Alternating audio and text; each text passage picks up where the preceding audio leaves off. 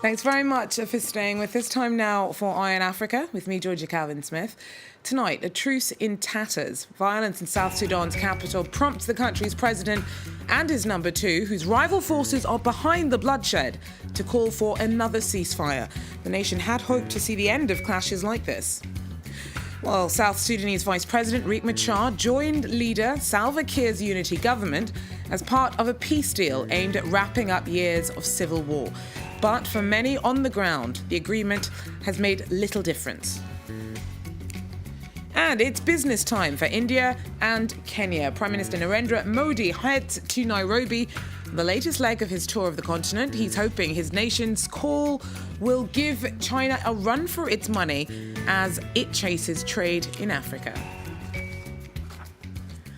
Well, first, in South Sudan, fighting between forces loyal to President Salva Kiir and those backing his number two, Riek Machar, continued in Juba on Monday. Hundreds have died in the clashes as hopes fade that the peace deal that handed Machar his post would wind down a bloody two-year civil war. He and Kiir have ordered a ceasefire, the latest attempt of many over the past few years. On Monday afternoon, President Salva Kiir issued a statement calling for an immediate unilateral ceasefire. A little later, his rival and Vice President Riek Machar did the same. But after these declarations, fighting continued. Since Thursday, dozens of people have been killed and a UN peacekeeping base attacked. 2 Chinese peacekeepers are among the dead. UN Secretary-General Ban Ki-moon called for an immediate arms embargo on South Sudan and targeted sanctions on leaders blocking the peace deal. He said he was appalled by the situation in the country, which only became independent 5 years ago. We desperately need attack helicopters and other material to fulfill our mandate to protect civilians. Yet again, the leaders of South Sudan have failed their people. Rarely has a country squandered so much promise so quickly. There are fears of a return to the civil war that erupted at the end of 2013. The clashes are the first since Machar returned to Juba in April. Now, refugee camps like this one in Kakuma in Kenya are expecting the arrival of more South Sudanese citizens. Even before the recent fighting, 100 people were arriving here every week fleeing hunger.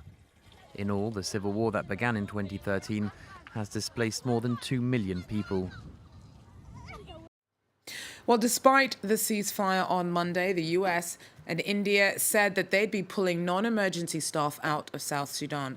Japan also plans on evacuating nationals from Juba.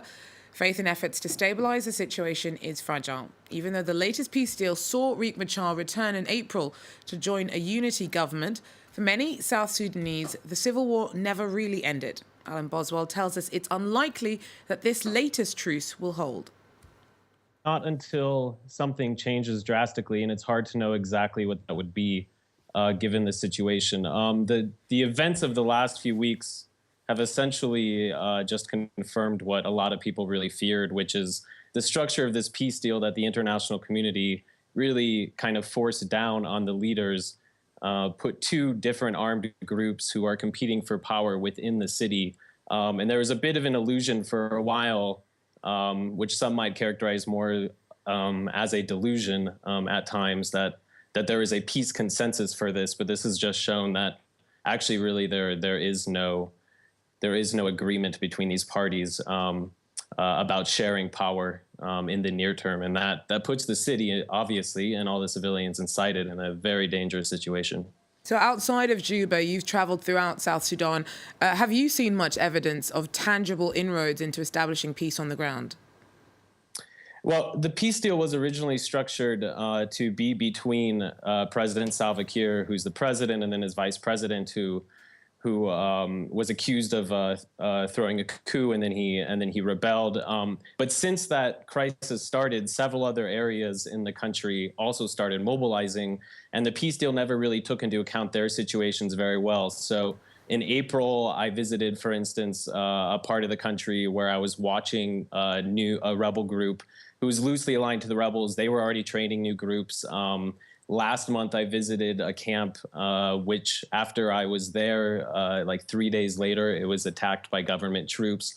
So one thing I found from traveling around the country is is there was not much faith in this process, and mobilization and people looking for a solution through arms never really ended. Alan Boswell there for us. Well, media regulators in South Africa have ordered the public broadcaster SABC to lift a ban on showing footage of violent anti-government protests. The unrest over a lack of services has seen rioters torch public and private property. The demonstrations come ahead of August's polls, in which the ruling ANC party is expected to face stiff competition. Now, the opposition's accused SABC of bias towards the ANC. SABC says that it doesn't want to incite more trouble and will be challenging the ruling. Media campaigners believe that the corporation's compromising its credibility. The whole issue around censorship is something that we as South Africans are very, very concerned about. The fact that the editorial policy has been manipulated by the COO, the Chief Operating Officer, possibly with the support of people within government, is something that we condemn, is something that we are saying should not be happening in a free and democratic South Africa, where the national broadcaster cannot show violent protests. I mean, it has become a joke. Look now at some other news. The US Embassy in Pretoria is amongst one of the alleged targets of 4 South Africans who faced terror charges on Monday. The group, including a pair of twins, was arrested in Johannesburg over the weekend. Buildings used by the Jewish community are also thought to have been at risk of hate raids. South African President Jacob Zuma started the week with a visit to France. He met with his counterpart in Paris on Monday. François Hollande handed Zuma the digitized recordings of the trial in which late anti-apartheid icon Nelson Mandela was sentenced to life imprisonment. The trip is aimed at whipping up more trade, and with the shadow of Brexit looming large, the French leader assured Zuma that a British exit from the EU wouldn't impact relations with South Africa. Ugandan opposition leader Kizza Besigye appeared in court at his bail hearing in Kampala. He's being held in a maximum security prison on treason charges. Besigye has accused President Yoweri Museveni of fraud in February's presidential election and was arrested last month for holding a mock swearing-in ceremony. India's Prime Minister is trying to drum up more energy and trade with Africa, and on Monday held talks with Kenya's president in Nairobi. India is Kenya's largest business partner and second largest investor, but it is hoping to do more to rival China's relationship with the country and continent. Prime Minister Narendra Modi has also visited Mozambique, South Africa and Tanzania on his tour of Africa. Well, whilst India's leaders are offering the hands of friendship to African nations, African nationals don't always fare so well in India itself. Many complain of racism that can sometimes escalate into violence. Have a look. Congolese student Arnold has lived in Delhi for 2 years. But these are tense times. A friend of his was assaulted by security staff at his building in an apparently racially motivated attack. He called him Kalu. Kalu means monster.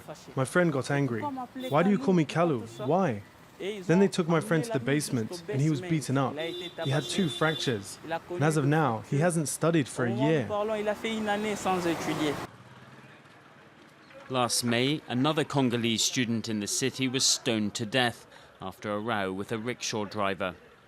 Violence, insults, and even housing discrimination, often part of a daily life for the 30,000 Africans living in India's capital.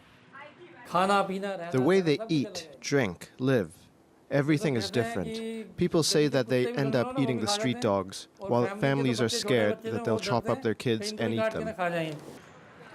The issue reached a tipping point after the student murder, with African ambassadors threatening to discourage new students from coming to India. Authorities responded by calling community meetings in neighborhoods with large African populations. Many Africans in India are students, attracted by the low cost of life, or businessmen looking for opportunities in Asia's 3rd largest economy. Loike Panya is one of them, here since 2011, and unlike some others, his experience has been largely positive. I think of India as my second motherland. She educated me and fed me for 5 years. I learnt a lot of things from Indians. I love their culture. India is busy courting Africa as it vies to keep up with regional rival China. And if it's to succeed, it may need to show that its capital city is still a welcoming place to be. Well, that's it for Eye on Africa for now. Thanks very much for joining us, and please do so again if you can. Take care.